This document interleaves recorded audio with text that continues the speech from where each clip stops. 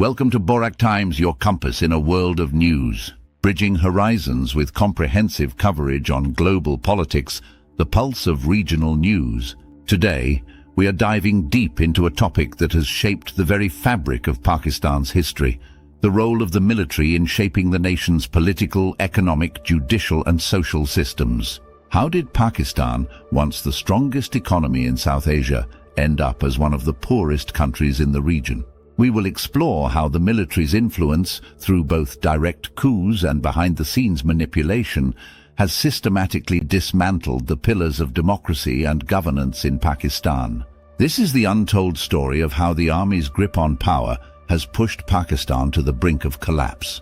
Pakistan's military has been a dominant force in the country's politics since its independence in 1947. From the very beginning, the army saw itself as the guardian of Pakistan's territorial integrity and ideological boundaries.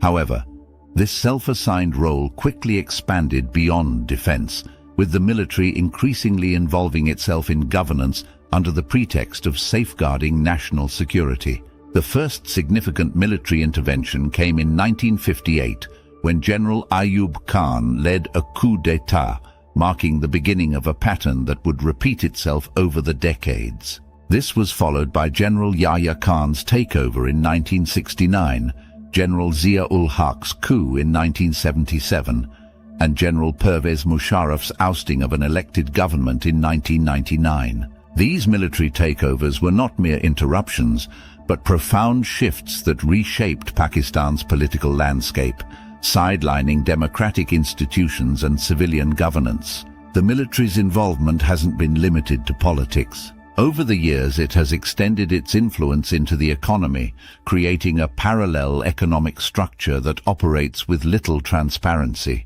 The military's economic ventures, managed through entities like the Fauji Foundation, Army Welfare Trust and Shaheen Foundation, encompass a wide range of industries, from agriculture and manufacturing to real estate and banking. While these institutions were initially created to support military personnel and their families, their expansive role has sparked significant debate. On the surface, military-owned enterprises contribute to the economy by generating jobs and adding to the GDP. However, beneath this veneer lies a troubling reality.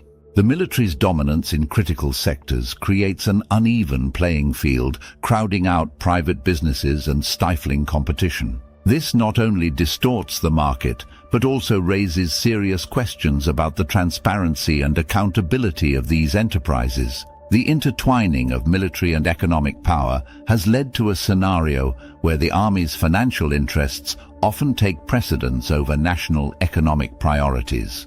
The political landscape of Pakistan is perhaps where the military's influence has been most destructive. Each coup has not just altered the course of the country's politics, but has deeply eroded the foundations of democracy. Post-coup, the military has repeatedly interfered in civilian governance, manipulating political actors and processes to maintain its grip on power. Take, for instance, the soft coup of 2022. General Qamar Javed Bajwa, then Chief of Army Staff, allegedly colluded with various political parties to oust Prime Minister Imran Khan. This maneuver was not just about extending his tenure, but also about covering up his own corruption and securing his family's ill-gotten wealth. Asif Munir, who succeeded Bajwa, continued these policies, using the military's influence to undermine Khan and his party, Pakistan Tehreek-e-Insaf, PTI. The military's tactics go beyond political manipulation. To maintain their narrative, senior army officials have reportedly threatened judges, forcing them to fabricate hundreds of cases against Imran Khan and his supporters. This blatant abuse of power has not only crippled the political opposition, but has also shattered the public's trust in the judiciary, a key pillar of any functioning democracy. The military's interference hasn't just been political and economic, it has deeply affected Pakistan's social fabric and judicial system as well. The erosion of democratic norms and the rule of law has had a cascading effect, leading to the breakdown of social order and public trust in state institutions. The judiciary, once a beacon of justice, has been reduced to a tool of the military, used to legitimize its actions and suppress dissent. This environment of fear and intimidation has stifled civil society, silenced the media, and curtailed freedom of expression. The social consequences of this are dire. A society that lives under the constant threat of repression cannot thrive. The military's overreach has created a culture of fear and compliance, where the rights of the citizens are trampled in the name of national security. The situation in Pakistan today is bleak. The military's unchecked power has not only destroyed the country's political and economic systems, but has also pushed it to the brink of social collapse. Even if the military were to step back today, it would take decades for Pakistan to recover. The institutions that have been hollowed out will not be rebuilt overnight.